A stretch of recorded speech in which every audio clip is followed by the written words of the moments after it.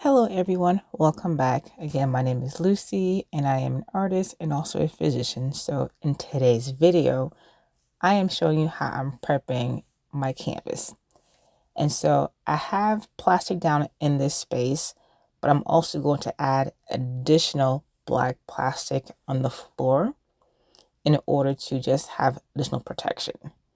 Now the canvas I am working on is a 36 by 60 inch canvas. It has been fully stretched, but it is not yet primed. And I had it custom made by a local frame shop here in Georgia. All right, so this black plastic tarp, it comes in a big roll and I got it from Home Depot. There are different sizes, but I usually get the bigger size so I can have multiple uses, because even when this gets dirty with paint or even resin, once it dries, I can actually just peel it right off until it has multiple uses, and then I can just toss it out. So it's an easy cleanup. And so I love using this plastic tarp, and they have different colors, but I just like the black one. Now, as I'm prepping my space, you'll notice that I'll have multiple things around the area, but whatever I don't use, like the rest of that plastic, I do fold and I end up using that for a different time. But I still have a big roll left. Now, once I have this let down, I use blue painter's tape. Now, I have blue, I have yellow, I have green. Blue was the first one I grabbed out of the basket, and so that's the one I use. There's not one that I prefer over the other one. I like them all the same. Now, they do have different sizes. There's the thicker tapes, there's the thinner strips, and so it's whatever you need as to your liking. Now, after I had this canvas stretched, it was in a plastic bag to help cover it from the dust particles, around and everywhere else in the house or even outside. And so now I'm just removing the plastic from the canvas and I will let it out. Now I'll show you that there is a wire in the back already installed for me, so that way it'll be ready to hang once it's fully completed.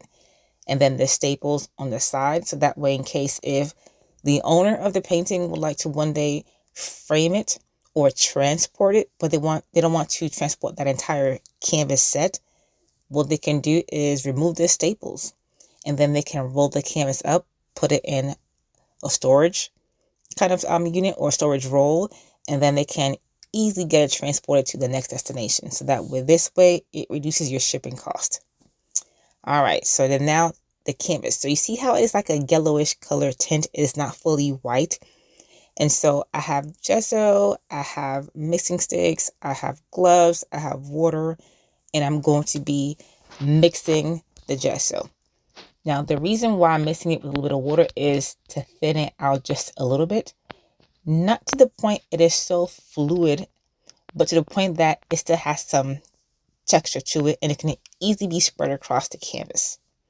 So this being part one, you'll see that after I apply the first layer, I have to let that dry for at least 24 hours or so. And then I'm going to be applying multiple layers. And so you'll see in another video, which is going to be part two next week, as far as what happens after we do that entire first layer. Now, to spread the gesso around, you can use, depending on what you like. Right now, I just use my hands for the first, spread, so that way I can cover the entire canvas. And then I'll go around and I'll use a brush to continually to make sure that it's nice and even across the canvas. Now, you're not going to see the brush part because I'm just literally just using my paintbrushes to make sure it's spread all the way across. It gets nice and flat and even across the board. But you can see the difference with the color.